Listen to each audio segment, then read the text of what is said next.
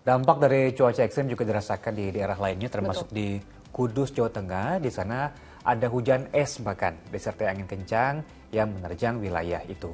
Betul, ini kandang bebek berukuran besar porak-poranda akibat peristiwa ini.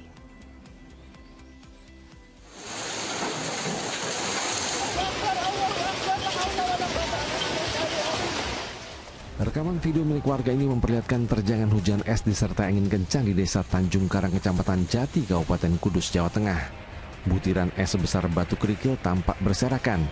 Warga mengaku panik dan terkejut selain karena terjangan angin puting beliung, turunnya hujan disertai suara keras dari butiran es yang jatuh mengenai atap rumah. Mendung gelap terus terjadi hujan yang menyebabkan itu hujan es ya sebesar batu kericak itu. Tidak hanya itu, kencangnya angin membuat kandang bebek berukuran besar rusak parah karena atapnya berterbangan.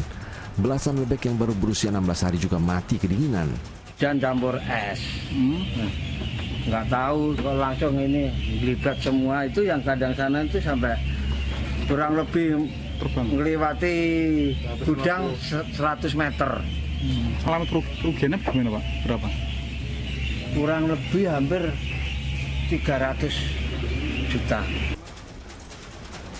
Selain merusak kandang bebek, kencangnya angin juga menyapu sejumlah rumah warga, namun tidak mengalami kerusakan parah.